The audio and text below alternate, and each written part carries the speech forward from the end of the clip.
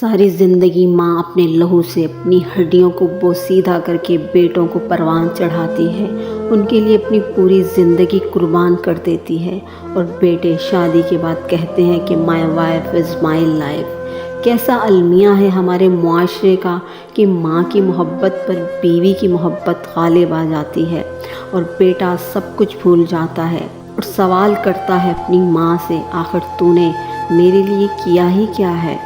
ہائے افسوس!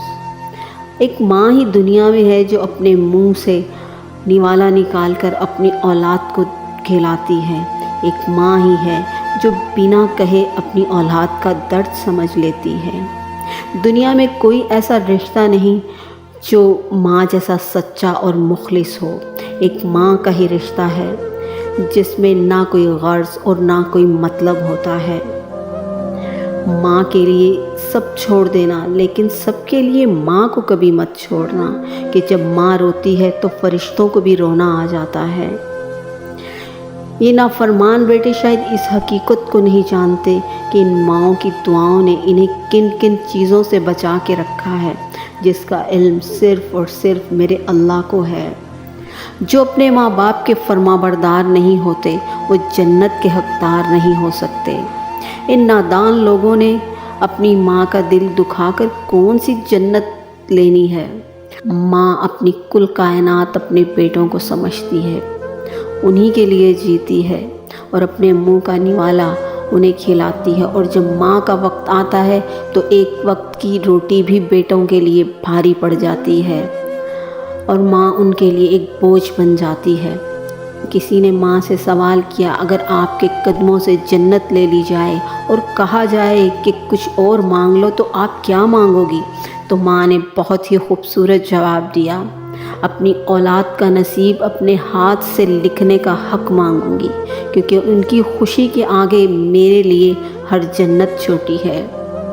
لوگ کہتے ہیں کہ کسی ایک کے چلے جانے سے زندگی نہیں رکتی، لیکن یہ کوئی نہیں جانتا کہ لاکھوں کے مل جانے سے بھی اس ایک ماں کی کمی نہیں پوری ہوتی۔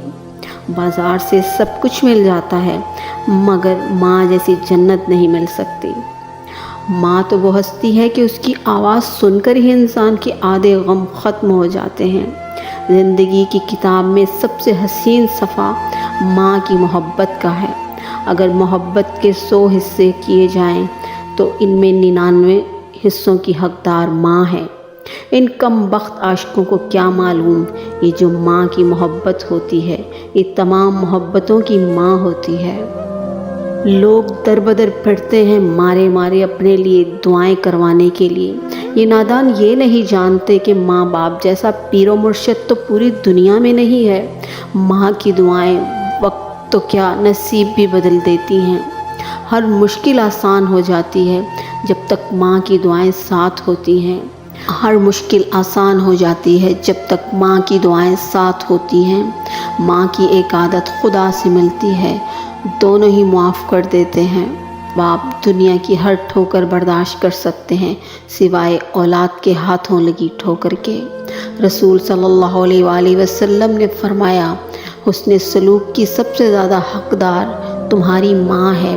ہر بیٹے کو یہ جان لینا چاہیے کہ اگر وہ دنیا میں کامیاب ہے تو صرف اور صرف اپنی ماں کی دعاؤں کی وجہ سے۔